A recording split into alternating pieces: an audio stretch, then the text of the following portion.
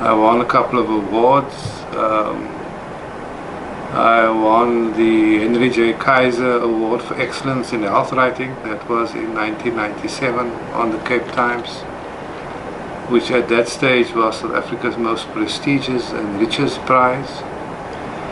But I almost didn't make it because I was forced into the underground in 1985, around August, by the security police.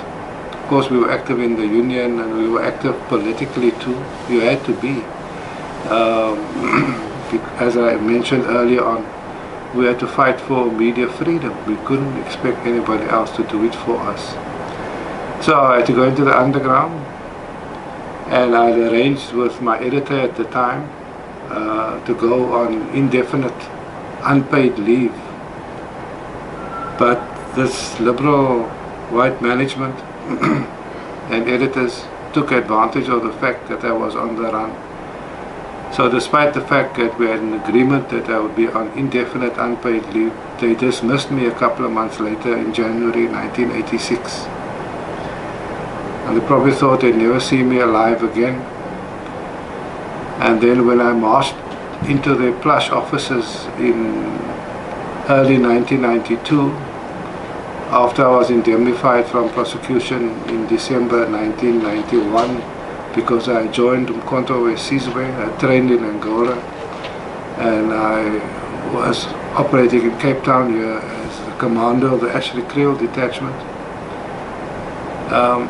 I marched into their offices to demand my job back, and it was quite a nice moment and a funny moment, because it was as if they had seen a ghost, because they never expected to see me alive again. And at first they refused to give me my job back, claiming that I had resigned, which was nonsense, of course. But in Umwasa, part of our philosophy was that many a good organization is shipwrecked on the rocks of maladministration. So our administration was second to none. In fact, it was better than the bosses. So I was able to pull from the files a letter that was over 7 years old, almost 8 years old, that I had written to management at the time, a copy of that letter in Umwasa's files. And I was able to prove it to them. No, I didn't resign. Here's a copy of the letter, which also shocked them. So they were forced to give me a job back, but they insisted I must go to the accounts department, not return to journalism, because they said that the white journalists, the liberal, supposedly liberal white journalists, would make my life, and these were the exact words, a living hell, because I dared to liberate them. I dared to serve in Umkhonto we Sizwe and the ANC. So they offered me a job in the accounts, and I refused that. And I also refused being re-employed because I never resigned. So I was reinstated. I insisted on being reinstated. So that's why my service goes back 40 years. And it's not broken service, because I didn't resign. And I didn't come to work because I didn't want to. I couldn't. So I insisted on being reinstated as a journalist, which they had to agree to, but there was this last kick in the tail, up the backside rather, where they then insisted I must go and work at the community newspapers, which is these free knock and drops of Plainsman and Southern Mail and so on, which was the lowest possible position in the company, at the lowest possible salary. And that's even though when I left in '85, I was at news editor, acting news editor level on the Cape Herald.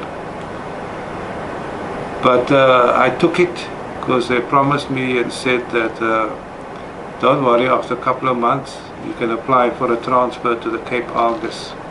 Cape Times wasn't yet part of the group. So I took it on that promise, but a couple of months later my transfer to the Cape Argus was blocked by the news editor, the now late Stephen Rottersley. who would have none of it. So it was a serious betrayal. And I'm surprised that today the South African National Editors Forum, SANEF, has an award in honor of Stephen Wriothesley and in his name. Now, we all knew Stephen to be deeply embedded up management's backside, and we strongly suspected that he also had links with the security police. So I'm very surprised at SANEF's move, and that's probably why I've never sought membership of SANEF, even though I'm the editor of the Cape Times today. So yes, the 40 years has been one of struggles. It's been a very long walk. Also of betrayal. I joined the Cape Times in 1995 when Muhsin Williams became editor of the Cape Times. And I went for an interview with his news editor, Colin Howell, and I got the job. That was in 1995, yeah. The end of 95. A year and a half later, I won that major award, as I mentioned, the Henry Kaiser Award for stuff I'd done in 96. And that was my first year on the daily newspaper. I won the top journalism prize in the country. And it was the prize, by the way, was handed over by Gracia Marshall. And Madiba was there, he was president, he was at the award ceremony too. And afterwards they invited me to his home at Genatendal, the presidential home in Genatendal, for lunch. His family and my family and Gracia's children, to celebrate this award.